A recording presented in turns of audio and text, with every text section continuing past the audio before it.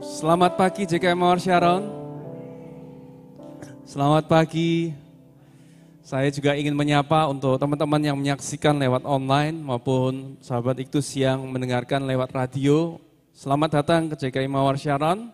Dan pagi hari ini kita mau belajar sesuatu yang penting sekali dalam kehidupan. Dan saya percaya kita semua sudah siap. Amin. Kayaknya baru 5 orang yang siap. Amin. Saudara, selama bulan Juni ini kita berbicara mengenai apa sih? Bicara mengenai topik kedewasaan. Ini kok saya tanya sendiri, jawab sendiri ya. Topik apa? Dewasaan. Dewasa itu sesuatu yang penting apa enggak di dalam kehidupan? Penting. Dan hari ini secara khusus saya ingin memberikan apresiasi untuk setiap ayah yang ada di tempat ini. Berapa banyak yang ayah? Angkat tangan. Angkat tangan, ayah yang punya anak. Ayah, ya. Coba lihat sekelilingnya, Ya, berikan apresiasi ya buat yang angkat tangan. Saudara, Happy Father's Day, selamat Hari Ayah. Untuk jadi laki-laki itu hanya soal kelahiran. Tapi untuk menjadi ayah itu soal keputusan, komitmen. Untuk lahir lanang itu gampang, pria itu gampang. Tapi untuk betul-betul jadi seorang pria yang bertanggung jawab, pria yang dewasa, pria yang melindungi dan memberi nafkah keluarga, itu yang gak gampang. Apapun yang terjadi, seorang ayah harus siap untuk memberikan semuanya. Amin. Kalau kita belajar di Alkitab, kata ayah atau bapak atau aba itu artinya sumber. Sumber artinya apa? Segalanya. Jadi butuh apa? Papa. Jadi enggak ada alasan butuh ini ke mama, itu salah itu. Definisi yang salah. Ayah itu artinya sumber. Enggak peduli mau keperluan apa, anaknya perlu pertolongan apa, dia perlu datang kepada ayah, bukan ibu.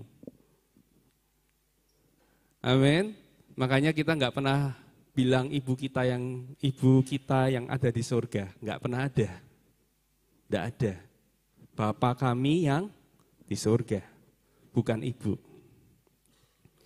Well, pagi hari ini saya mau kita belajar sama-sama satu kebenaran firman Tuhan yang saya sebut dengan kasih judul mulai mengerti. Mulai mengerti, sama-sama katakan mulai mengerti. Saya percaya mulai mengerti ini adalah sebuah tanda kedewasaan. Nah, pagi hari ini saya ingin tampilkan sebuah gambar. Ini saya mau cerita dikit bahwa judul dari sharing saya pagi ini itu terinspirasi dari sebuah buku yang teman saya tulis. Dan buat Bapak Ibu yang tahu permainan ini namanya Rubik's yang saya bawa. Dari gambar kiri dan gambar kanan itu adalah satu benda yang sama. Kiri dan kanan adalah benda yang sama. Percaya enggak? Kayaknya enggak percaya ya. Kiri dan kanan itu sama, benda yang sama. Satu barang yang sama.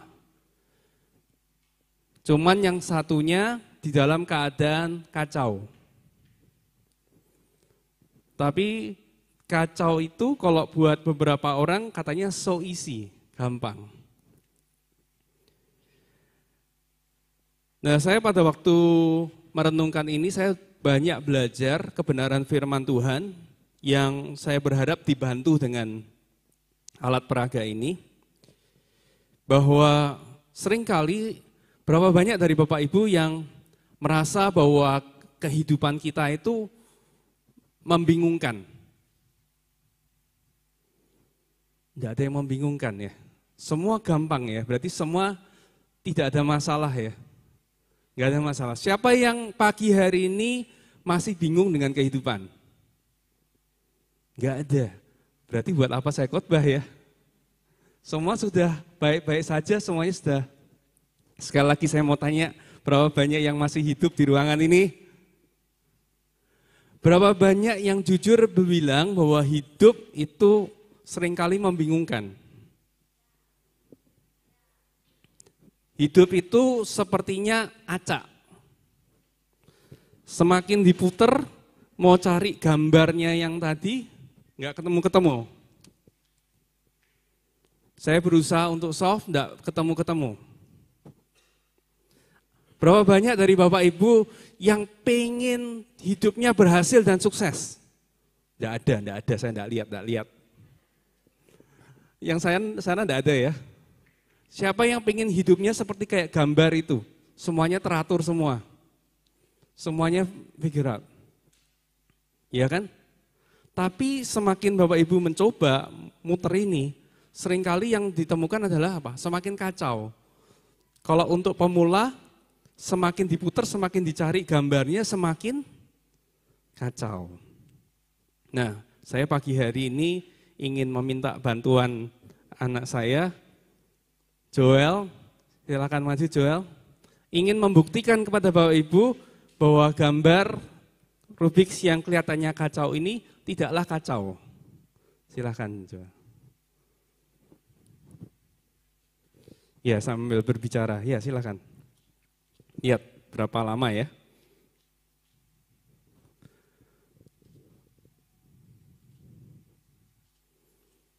Saya sebetulnya bisa saudara ya. Saya bisa, cuman bisa 5 jam, selesai saudara. Jadi saya minta yang lebih ahli, yang lebih pintar dari saya, lebih jago.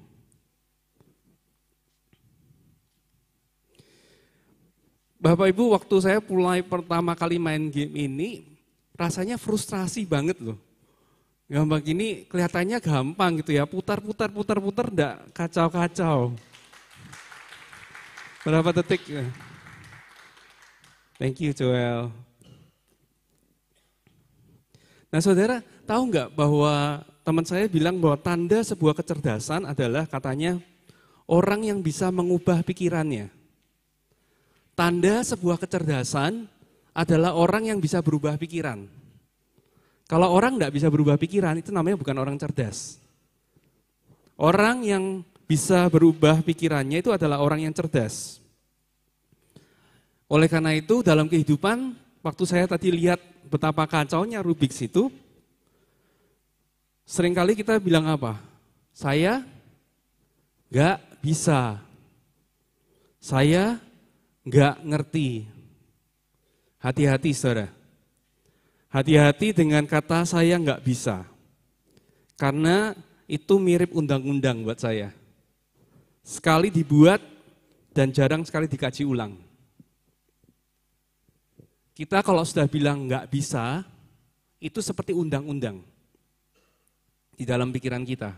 Sekali bilang enggak bisa, selamanya enggak bisa.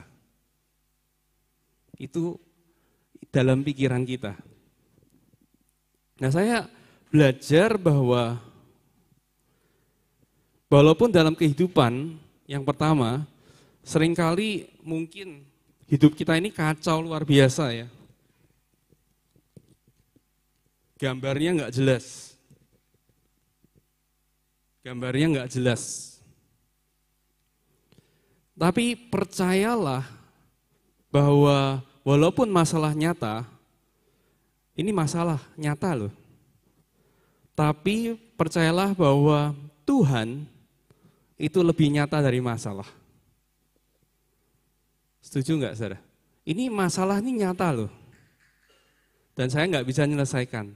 Tapi saya juga percaya, seyakin-yakinnya bahwa ini bisa dirubah menjadi sempurna lagi.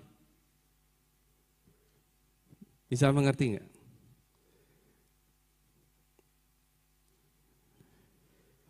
Roma 1 ayat 19 sampai 20 katakan selalu seperti ini. Karena apa yang dapat mereka ketahui tentang Allah nyata bagi mereka. Sebab Allah telah menyatakannya kepada mereka, Sebab apa yang tidak nampak daripadanya, yaitu kekuatan yang kekal dan keilahiannya,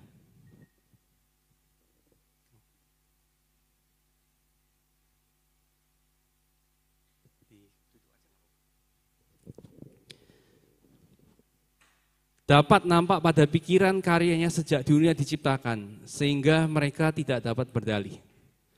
Ini satu kebenaran yang saya ingin kita semua bawa pulang pagi hari ini. Walaupun tadi kebenaran bahwa Tuhan ada itu tidak kelihatan, karena masalahnya itu kacau sekali. Tapi saya berani yakinkan bahwa Tuhan itu lebih nyata daripada masalah kita. Cuman seringkali kita belum mengerti aja. Dalam kitab Roma tadi menyatakan bahwa Tuhan itu selalu ada, bahkan bisa kita lihat di dalam alam semesta, dalam ciptaannya. Tuhan itu menyatakan diri pada ciptaannya.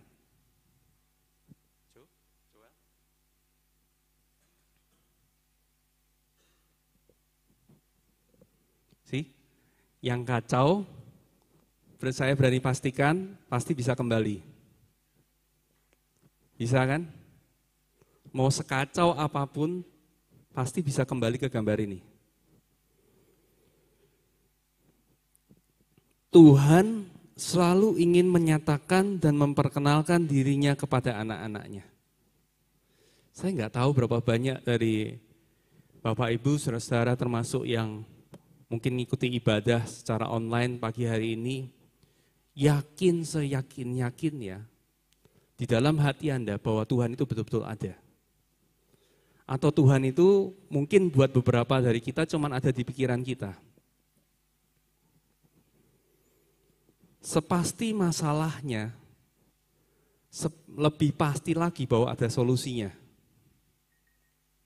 Saya bisa buktikan bahwa Tuhan itu ada melalui ciptaannya. Yang luar biasa lagi, kitab Roma tadi katakan bahwa sekarang dia menyatakan dirinya. Dia lahir sebagai manusia supaya orang betul-betul tahu bahwa inilah Tuhan yang menjelma, menjadi manusia yang kita bisa kenali, yang bisa kita mengerti atributnya, sifatnya seperti apa.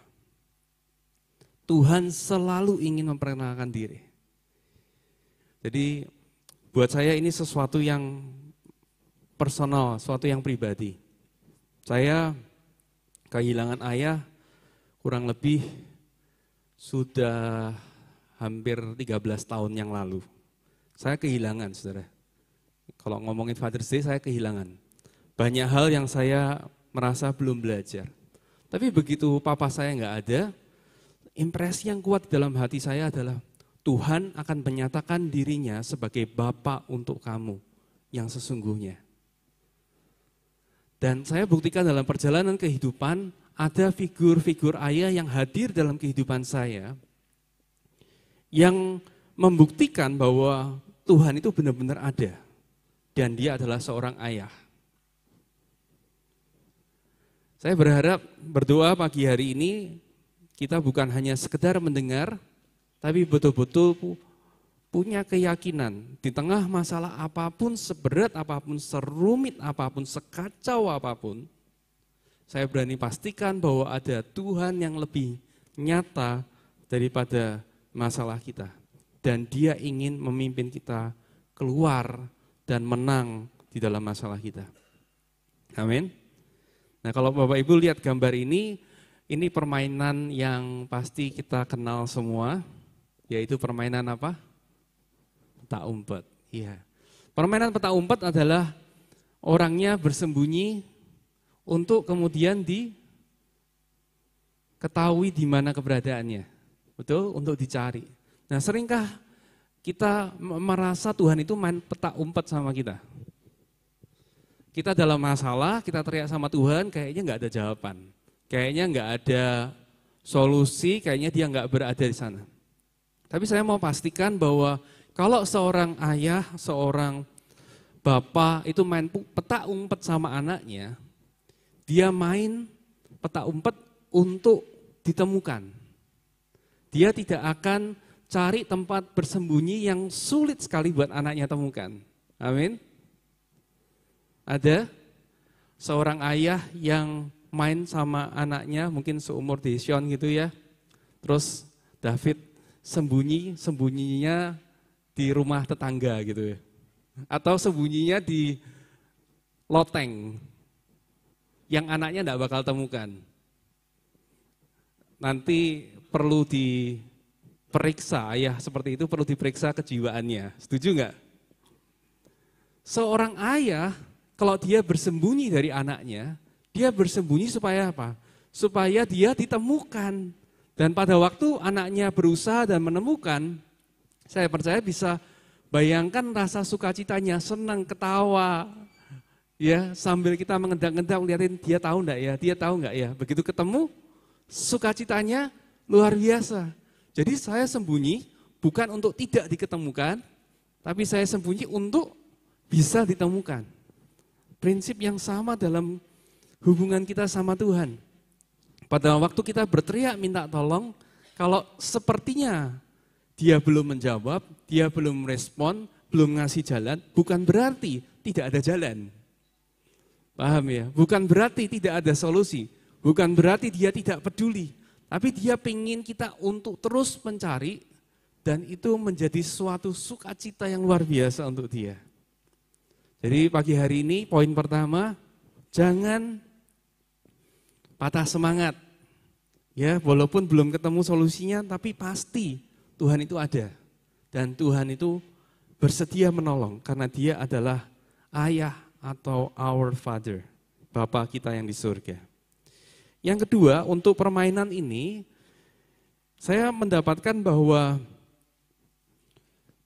kita harus mengenali dan menyadari di mana kita berada saat ini. Untuk saya menyelesaikan masalah ini, saya perlu sadar dulu keadaan kondisi yang sekarang ini seperti apa.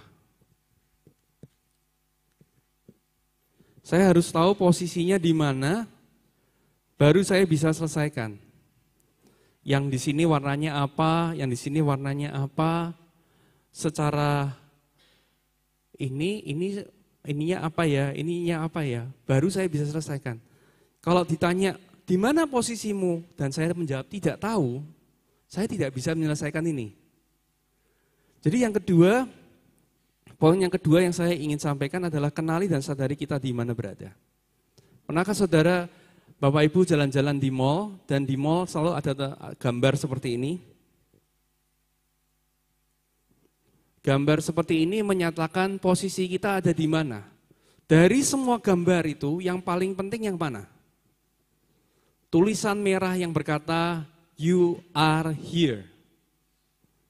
Kamu ada di sini. Karena walaupun gambarnya begitu bagus, tapi tidak akan jadi penting kalau kita tidak tahu di mana kita. Begitu juga dalam kehidupan. Kalau kita nggak tahu masalahnya apa, posisinya sekarang di mana, kita nggak tahu tujuannya akan kemana. Nggak tahu harus menyelesaikannya gimana. Saya harus memperhatikan patternnya seperti apa dulu, baru bisa diselesaikan. Ya, saya minta tolong lagi bantuan anak saya.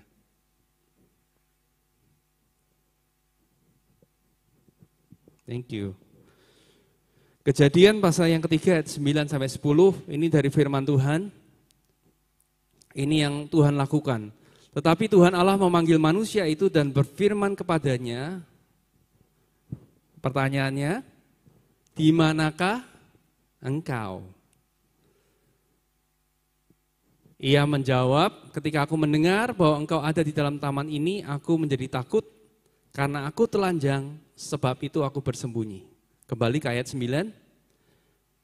Di manakah engkau tidak menunjukkan bahwa Tuhan itu gaptek atau kurang informasi. Pada saat dia bertanya, di manakah engkau? Itu pertanyaan buat kita, bukan buat dia. Dia tidak butuh informasi di mana kita berada, dia sudah tahu. Tapi pertanyaan kepada manusia, apakah kamu tahu posisimu di mana? Nah, menyelesaikan Biks itu, kubus itu, nggak bisa kalau kita nggak tahu di mana kita.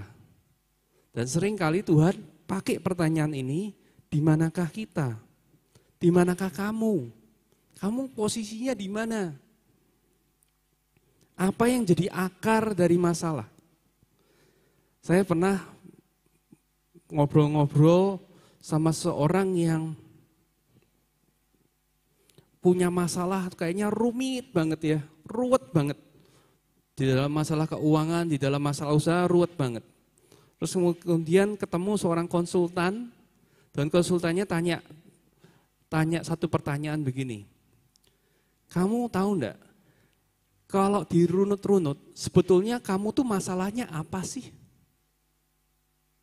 Sebetulnya masalah yang sedang kamu hadapi itu apa sih?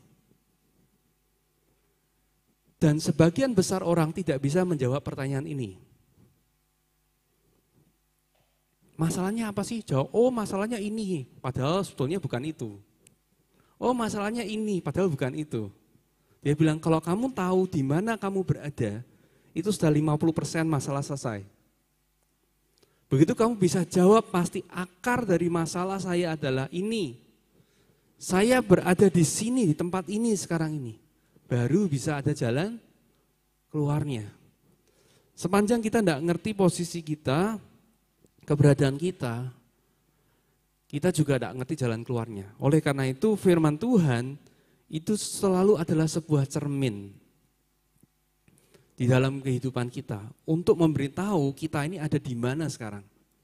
Ini kebenarannya, ini posisi kita, di mana kita berada. Gimana? Cukup membantu? Yang ketiga, yang terakhir adalah pahami prinsipnya, ikuti tuntunannya. Sekali lagi, boleh minta tolong? Saudara, bolak-balik saya tadi bikin kesalahan dan anak saya selalu betulkan lagi. Tepuk tangan buat dia ya, luar biasa. Saya kaget, jujur waktu lihat gitu, wah ternyata dia jenius juga ya, dalam hal ini jenius sekali ya. Nah saya baru menyadari bahwa ternyata ada namanya pola, ada prinsip yang harus diikuti dalam menyelesaikan permainan ini. Yaitu salah satunya kalau nggak salah ya, ini kita tuh harus membuat garis demi garis seperti ini dulu. Ada prinsip-prinsip yang harus diikuti, jadi nggak bisa dengan acak, ya kita asal ngacak, terus tiba-tiba ketemu solusinya, nggak mungkin. Jadi pertama tahu di mana masalahnya, di mana kita berada, terus ngikuti prinsipnya. Ada prinsip-prinsip. Oh ternyata harus bikin star dulu, harus perhatikan kubus yang di tengah ini warnanya apa, sesuai dengan di kiri kanannya, atas bawahnya enggak. Ternyata ada aturan mainnya. Nah selama saya enggak ngerti prinsipnya apa, aturan mainnya, saya boleh bolak-balik berjam-jam, tidak akan pernah ketemu. Ya sekali-sekali bisa ya, yang sederhana. Enggak bakal bisa-bisa. Kenapa? Karena enggak ngerti prinsipnya. Dalam kehidupan sama. Hal yang kelihatannya membingungkan tadi sebetulnya tidak membingungkan bagi orang yang ngerti. Hal yang susah, coba deh. Persoalan yang Bapak Ibu miliki saat ini, apapun persoalannya, yang kelihatannya susah banget. Percayalah ada orang yang menganggap itu gampang. Percayalah bahwa ada orang yang menganggap itu gampang. Apalagi Tuhan. Masalahnya adalah pagi hari ini kita belajar mulai mengerti. Bahwa ternyata ada prinsipnya. Ada cara mainnya. Oleh karena itu firman Tuhan dalam Mazmur 119, 105 katakan, yuk sama-sama katakan, firman-Mu itu pelita bagi kakiku dan terang bagi jalanku. Jadi firman Tuhan itu adalah prinsip, ada prinsip-prinsip kehidupan yang kalau kita temukan dan kita jalankan akan membawa kita kepada hidup yang lapang, hidup yang luas, hidup yang sesungguhnya. Firman Tuhan katakan, aku datang untuk memberikan hidup dan hidup yang berkelimpahan, atau dalam beberapa terjemahan, hidup yang sesungguhnya. Jadi, hidup itu tidak serumit itu. Pada waktu saya mulai merenungkan itu di dalam setiap pergumulan dan masalah yang saya hadapi, saya jadi mikir pertanyaan ini. Bagaimana kalau hidup itu sebenarnya bisa lebih mudah? Bagaimana kalau yang saya pikir rumit itu ternyata mudah, cuman saya belum ngerti. Hidup itu tidak seperti yang sering kita bayangkan. Apa tadi? Membingungkan, tidak adil, tidak masuk akal, tidak ada aturan. Semuanya kayak acak, membingungkan. Perbedaan antara bisa dan tidak bisa seringkali adalah mulai mengerti. Saya minta tim praise and worship bisa maju ke depan. Kita baca Roma 8 ayat 14.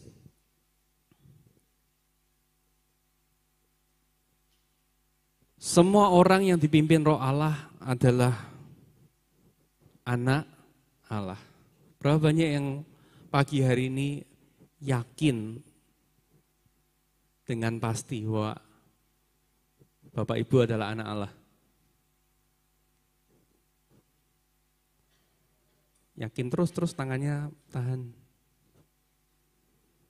Kalau yakin, kenapa bisa khawatir bahwa tidak akan ketemu solusi? Kalau kamu yakin sebagai anak Allah, apakah Dia akan diam saja dalam kehidupan kita? Kenapa kita panik? Ya, saya tadi bisa kocok bisa panik, nggak ketemu-ketemu. Setiap dari kita yang dipimpin oleh Roh Allah adalah anak Allah. Jadi bukti bahwa kita adalah anak Allah, firman Tuhan katakan bahwa kita ini dipimpin. Tadi saya bilang bahwa firman Tuhan itu adalah prinsipnya, betul? Ada prinsipnya. Kubus ini punya prinsip-prinsip yang harus diikuti. Nah, tapi soal gerak kemana, yang mana duluan, yang diputar mana dan yang mana itu namanya tuntunan. Paham ya? Prinsipnya ngerti dulu. Prinsipnya harus ada garis-garis. Dia harus satu garis begini, baru kita bisa ketemu. Tapi untuk digerakin yang mana dulu, itu namanya tuntunan. Itu terserah, orang demi orang beda-beda. Ada yang ini dulu, ada yang ini dulu, ada yang bawah dulu, ada yang tengah dulu, ada yang kiri, ada yang kanan. Itu beda dan selalu beda. Dan Tuhan dalam kehidupan kita juga selalu berbeda. Tapi prinsipnya sama. Prinsipnya apa? Pada waktu Tuhan berbicara, selalu Dia memberikan salah satunya adalah damai sejahtera dalam kehidupan kita. Pada waktu kita bingung mau ngambil keputusan, pada waktu kita emosi, naik darah tinggi, nah itu sudah pasti bukan dari Tuhan. Kenapa? Karena Dia selalu memberikan damai sejahtera. Sound of mind, ketenangan pikiran, kerapian pikiran. Jadi bukan dalam pikiran kacau kita membuat keputusan, tetapi di dalam ketenangan. Itu prinsip-prinsip yang Tuhan berikan. Tuhan selalu bukan cuma menyelesaikan masalah kita, tapi Dia mau untuk kita jadi berkat untuk orang lain. Itu prinsip lagi. Jadi jangan pernah berusaha untuk menyelesaikan semua masalah hanya demi aku. Tapi setiap hal yang kita selesaikan dan menangkan dalam kehidupan, itu pasti untuk orang-orang di sekitar kita. Dan pagi hari ini untuk para ayah, ingat bahwa kita diperlukan oleh keluarga kita. Amin. Amin. Setiap para ayah, kita ini diperlukan oleh keluarga kita. Jadi kita harus berhasil. Kita harus menang dalam kehidupan. Amin. Jadi purpose, namanya tujuan, tidak mungkin ditemukan di dalam diri kita sendiri. Itu salah satu prinsip. Dan kita tidak bisa temukan itu di luar Tuhan. Tidak bisa menemukan tujuan kita. Karena Dia adalah pencipta kita, itu prinsip.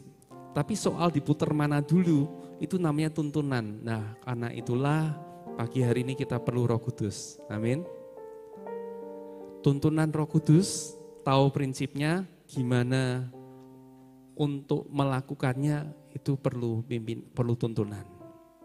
Saya berdoa pagi hari ini hidup kita yang tadi ruwet, tidak berpengharapan, kacau balau, pagi hari ini Anda diyakinkan bagaimana kalau hidup itu ternyata seperti kayak permainan ini. Yang kayaknya nggak mungkin, tapi ternyata pasti ada solusinya.